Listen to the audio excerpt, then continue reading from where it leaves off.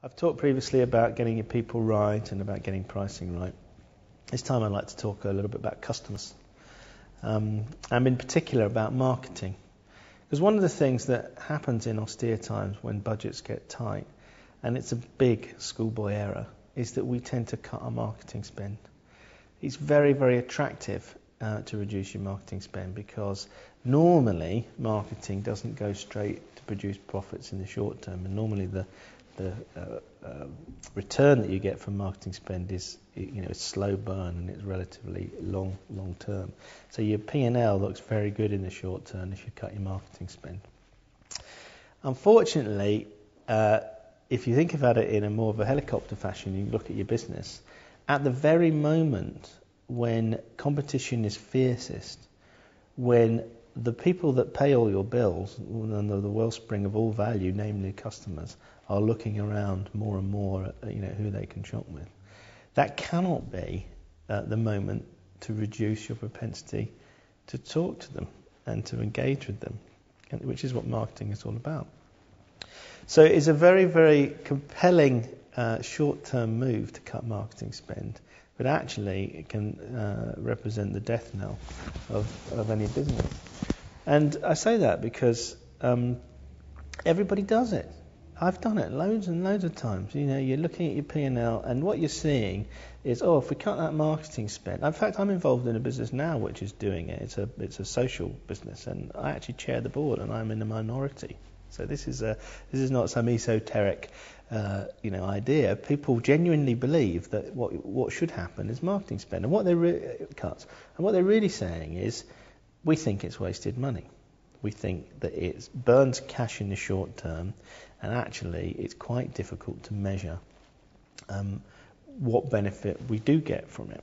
And the way we record success in businesses, through a P&L in particular, mitigates against marketing. So if in the short term I spend a lot of money on marketing, this month's P&L is not going to look particularly good because the return's not going to come in.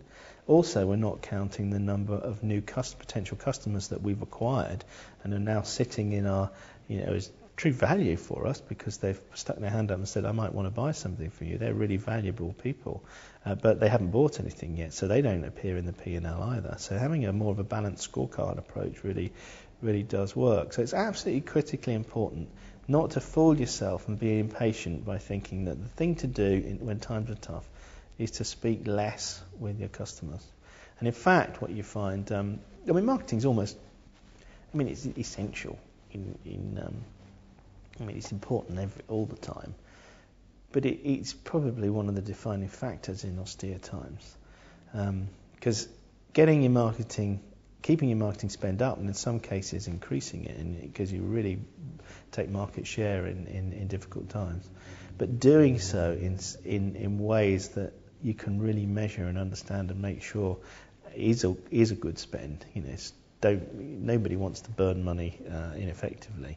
So having good measuring systems and being able to understand when you've spent some money, not whether it's going to deliver you an order in the short term, in this month, in this quarter, or in the next year, or what actually is the return from that spend, and believing in those metrics and then investing on that basis, you'll find that the businesses that continue marketing and continue their spend and don't get scared are the ones that grow through difficult times.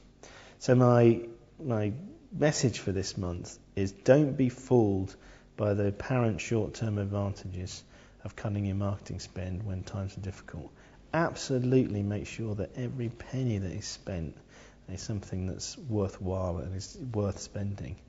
But if you cut back marketing, you're effectively reducing your conversation, you're disinvesting in a relationship with your customer just at the very moment that you need them more than ever. So it's folly. So admit it's very difficult to get it right, but it's fool's gold to cut marketing spend in difficult times. Thank you.